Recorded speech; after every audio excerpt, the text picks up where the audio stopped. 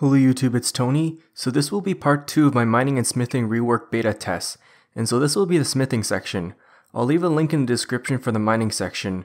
Here, as you can see, this is the furnace, and then this is the forge, and this is the anvil. So what I'm going to be doing is I'm going to go to the NPC shops, which will give you free ores and free bars. So I'm just going to take the best ores available, which I'll take all the noted living rock, this one, and the elder runite, okay? So what we have to do right now is I'm just going to actually wait. Before I do that, I'm just going to set my smithing level and my fire making level to 99. So let me just click on this XP lamp to set them both. So here it is, 99. And here's fire making to level 99. Oh wait, I actually already set them earlier today, but yeah, this is what it looks like. So what I'm going to be doing is I'm just going to right click deposit all to the hopper, which will deposit all these ores here. So I'm going to be clicking smelt, and yeah. Here, as you can see, the Elder Runite bar will require the Living Rock ore, the Light Animica ore, and the Elder Runite ore. So let me just smelt them, and it will take 66 seconds for that. I'm not going to smelt every bar in this, but you get the idea, right? It's basically smelting them from the hopper, which means you can even deposit the noted ores here. How nice is that? I'm just going to deposit these ores in the hopper, which I'm pretty sure it does work. Yeah. You can even deposit bars in the hopper. So I'm just going to be taking the bars from the shop and showing you the smithing portion, because I've already shown you the smelting portion. So yeah, I'm going to take all the Elder Runite bars and I'm just going to deposit them. So I'm pretty sure you can deposit these. Okay, yep, there we go. So what I'm going to do is I'm going to start scrolling down to the plate bodies once I click the smithing anvil. So I'll be selecting the Elder Runite here. As you can see, here's a menu and here's the plate bodies, right? So I'll be selecting the first one, which is the Elder Runite plate body, which will require 5 Elder Rune bars. So let me just smith them. You'll now see a progress bar on the top and then an adrenaline bar on the bottom. So at this point, this has run out of charges in the heat. So what I'm going to do is I'm just going to heat up this ingot. So what I did by heating them is by just clicking on this metal forge, which should be right beside the anvil. I'm not sure if it's going to be that case when it arrives in game. So as you can see right here, you don't just smith one item like really fast. It takes time to smith them.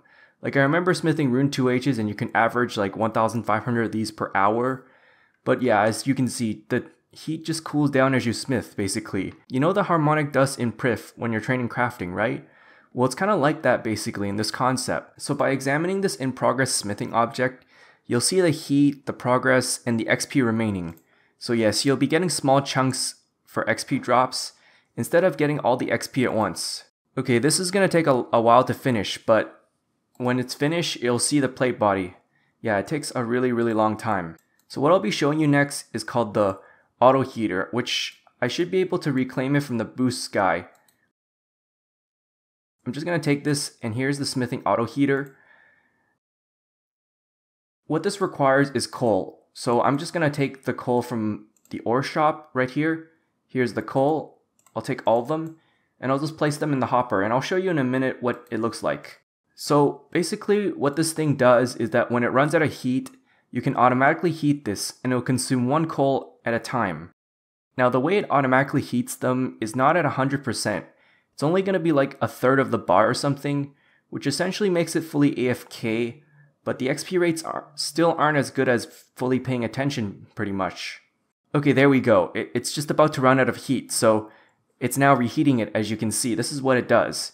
So while this is in your inventory, or you can even wear this in your pocket slot, which is pretty cool to save you inventory space. The last thing I'll be showing you is basically the decorated items. So in order to do that, you're just going to have to smith and upgrade, which I'll explain in details later. Anyways, there's a cheat. Not really a cheat, well, it's just in the beta server. I'm just going to take all these Elder Runite plate bodies. And yeah, what I'm going to be doing right now is, here's what it does. Okay, you cannot wear them or trade them, but there's a really cool thing you can do is hand them in for a lot of XP. Watch this. That's 1.2 mil XP I got. I mean 1.1 mil. So now I'm going to get into more details of the mechanics.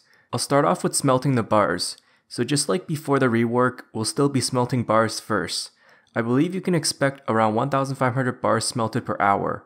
The huge change is that it's significantly less XP per hour smelting. So anyways, there's also a hopper which you can right click to deposit all function. This works for furnace, metal forge, and anvils. You basically deposit all your ores from the inventory and you store them, and it even works with noted ores as well. So honestly, it can make smithing a lot more convenient. Of the 3 interactive objects I mentioned earlier, it's actually synced all the way across them. So anyways, this table will be showing you the bars you can smelt, the XP per bar, as well as the primary, secondary, and tertiary ores required to smith them into bars. Just like in the mining part, the runite bar has been bumped down to tier 50, so that way you can make runes for the new ores and bars. Every tier bar now requires a secondary ore, with the exception of iron, which now requires 2 iron ore. Unfortunately though, for coal, it can only be used for mithril and addy. I believe we will get more uses for coal since they're pretty abundant in the game at this moment. So the tier 70 to tier 90 ores will all require the ores of the same tier, which I showed you earlier in the mining portion of the video. That pretty much means that all these ores are going to be useful for smithing. So here are the mechanics. Starting with the heating mechanic, after you smelt the bar, you must apply heat in order to smith them into weapons and even armor. So there's a metal forge nearby to heat the bar, just left click it and heat it. Now basically it fills up the heat by 50 every tick, and it heats faster with higher smithing and firemaking level. For the maximum heat capacity, it's determined based on the smithing and firemaking level. Now what was added recently was that firemaking actually affects this. So it starts off at 300 as the capacity, and it increases by 3 for every smithing level, and 3 for every firemaking level afterwards. So honestly, yeah, I'm really glad they made firemaking useful. So the next mechanic is called the progress and XP remaining. So you know when you're smithing on an anvil, right? And the desired item turns into in progress smithing object? Well, just like mining progress bar over the top of your head, there's now a smithing progress bar. While the total XP is listed on the Make X interface, it actually takes a lot more time to smith. Like every hit will give you some smithing XP as well as progress until it's fully smithed. Essentially, it's just dividing the total XP into many chunks. The more progress you gain every hit, the more XP you'll be gaining. To put this information all together, when the smithing progress increases, you'll get the XP. So every hit will consume 10 points from the heat bar, which you'll see a heat meter looking like an adrenaline bar. Depending on the heat percentage remaining for each bar, you'll see a multiplier for progress. From 67 to 100%, you'll get double the progress. 34 to 66% will be 1.5 times the progress. 1% to 33% will be 1 times the progress. And finally, at 0% heat, you must heat it in order to smith. With that being said, by having a higher firemaking and smithing level, it not only makes it more AFK, but it gives you faster XP rates, because basically you don't need to heat as often. Pretty much to sum this all up, just click the forge to reheat the in progress smithing object, then click the anvil again to smith until you run low on heat, and yeah, just keep reheating it. Now you can only work on one smithing progress item at once, otherwise you must finish it or destroy the item. You'll notice that the anvil and the metal forge are adjacent to each other, right? Well, I'm not sure if that's going to be the case when it's released in-game. So there's another side item you can use, and that is called the smithing auto heater. Basically, this item was released in beta 3 days ago. So when you run out of heat on the in-progress smithing object, it will automatically reheat it to 33% heat. Every time it does that, it'll consume 1 piece of coal. You can store the coal in the hopper and it will still work. Also, you just need to put this item in your inventory or your pocket slot. Pretty much it just makes it a lot more AFK, but it's still not as fast as reheating it manually. Now the coal bag is planned to be removed from game, and you'll get refunded of the dungeoneering tokens. Most likely though, the smithing auto heater will be added to the dungeoneering token shop. So the next section for mechanics is called the smithing item upgrades. Now I did briefly mention the Elder Runite Pickaxe plus 5 in the mining section, right? Well, plus X means how many times it can be upgraded. Depending on the metal, items are limited to a certain number of upgrades. Each upgrade will give you 1 level tier than usual, and it still has the same level tier requirements to wield them. For example, the Dracolith Plate Body plus 3 will function as tier 63 armor, but only require level 60 to equip. All the upgraded items are tradable. Now the upgrading will require you to smith the item, plus the previous upgraded version. For example, an Elder Rune Pickaxe plus 5 will require an Elder Rune Pickaxe plus 4, plus a lot of Elder Rune bars. Then afterwards we have the Decorated Upgrade, and that is the last upgrade after all the upgrades. Now only rune or above can be decorated. It's the same smithing procedure, but this time it requires the highest possible upgrade, plus no extra bars actually. When the item is fully decorated, it can no longer be traded and cannot be worn. However, there's only one use, and that is by handing it to a mining NPC, which include Decorated Doric or the Lady Traherne. In doing so, you'll get smithing XP, which is why it gives you the best smithing XP per hour in game. It's most likely going to be the most expensive method, since it does require the last possible tradable upgrade. So anyways, here's the smithing table. In this table, I'll be showing you the XP per hour, as well as the level requirement to smith and wear, and the armor and weapon tier. So all the smithing level requirements will be the same with different weapons and armor of the same tier. You know how before a rune plate body would require a higher smithing level than a rune longsword, right? Well, now they both require level 50 smithing. From Bane Metal onwards, the tier is lower than the requirement to smith and wear. Elder Rune Knight will be tier 80, yet it requires tier 90 to wear them.